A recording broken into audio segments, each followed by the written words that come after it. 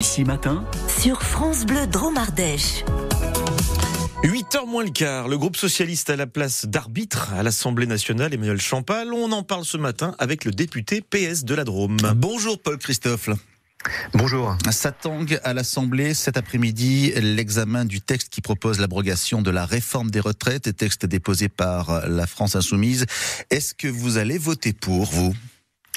Oui, absolument. On va voter pour avec tout le groupe socialiste et tout le nouveau Front populaire pour cette abrogation qui était dans notre programme et que nous souhaitons, qui est une des grandes propositions de notre programme des législatives. Vous allez voter pour, comme le RN, a priori. Oui, j'ai l'impression que le RN aussi, mais le RN c'est sûrement la plus grande arnaque politique qui existe. On ne les a jamais vus dans les manifestations.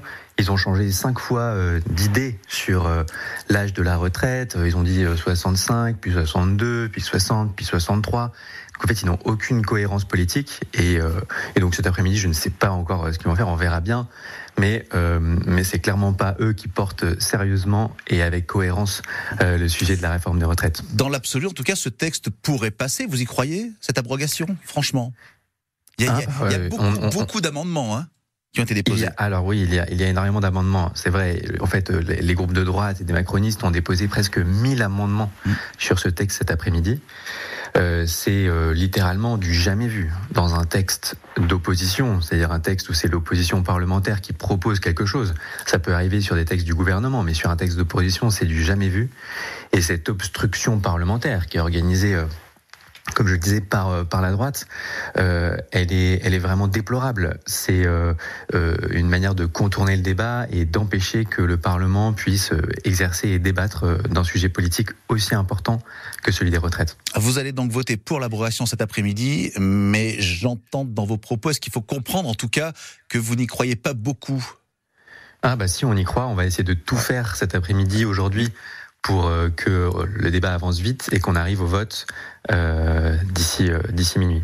Et il y a un autre vote important qui se prépare en début de semaine prochaine, c'est le vote du budget de la Sécu. Hier soir en commission, députés et sénateurs ont trouvé un compromis pour ce texte donc, qui arrivera lundi à l'Assemblée.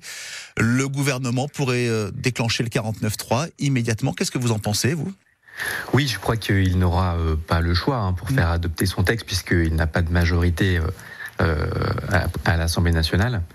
Donc il y aura un 49.3 qui sera probablement déposé lundi. Ça veut dire que vous allez voter la censure ? Oui, on l'a expliqué. Pour prendre le sujet du budget de la sécurité sociale, le gouvernement, depuis 4 mois sur les textes budgétaires, n'a fait aucune concession, n'a rien transmis lorsque l'Assemblée avait terminé ses travaux des propositions que nous avions faites dans les amendements déposés à l'Assemblée, n'a rien transmis quand c'est passé au Sénat.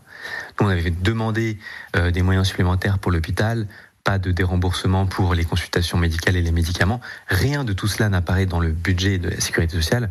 Donc c'est pour ça que nous allons voter cette censure la semaine prochaine. Vous allez voter contre le budget également, plus généralement ?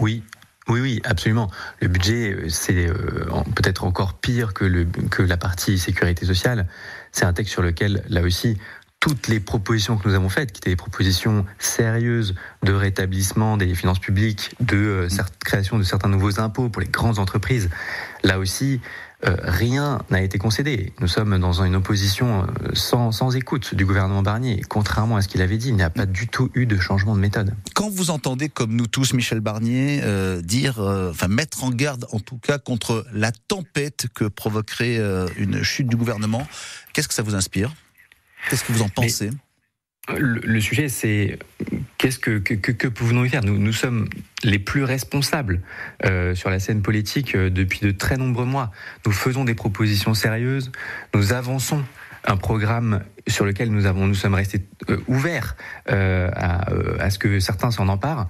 Et là, on a un gouvernement qui est resté complètement dans sa ligne et qui maintenant nous menace en nous disant que ça va être de notre faute si il tombe et si jamais il est censuré. C'est ce qu'a dit Maud Bréjon, la porte-parole du gouvernement. Pour ceux qui n'ont pas suivi, elle a dit que les socialistes avaient une responsabilité inouïe. Ce sont ses propres mots. Et moi, j'appelle le gouvernement, les macronistes, à leur propre responsabilité. Quels moyens avons-nous pour montrer notre opposition à un budget d'austérité tel qu'il a été présenté? Quelles concessions ont été faites vers nous? Quels pas? Quels compromis politiques ont été proposés? Aucun, rien. Depuis 4 mois, aucune écoute de ce gouvernement et aucune concession politique. Donc c'est extrêmement compliqué de comprendre comment est-ce qu'on peut éviter de voter la censure. Ça n'existe pas. Paul Christophe, dernière question très rapidement. On a quand même l'impression que tous les groupes font leur jeu, font une sorte de petit jeu à l'Assemblée, mais que finalement, au bout du bout, il y a une situation qui est grave, qui est compliquée pour les finances du pays. Comment on s'en sort ? Nous en sommes complètement conscients et moi je ne trouve pas que je ne joue pas du tout à un jeu, ce n'est pas du tout un jeu à l'Assemblée.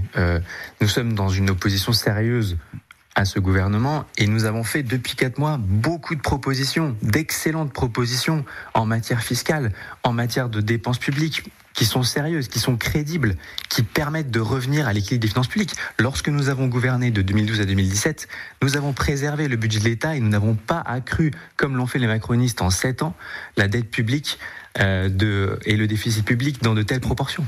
La situation était malgré tout pas tout à fait la même, hein, Paul Christophe. Vous êtes député socialiste de la Drôme, je le rappelle, et vous voterez donc cet après-midi ce premier texte présenté par LFI pour l'abrogation de la réforme des retraites. Merci à vous, passez une bonne journée.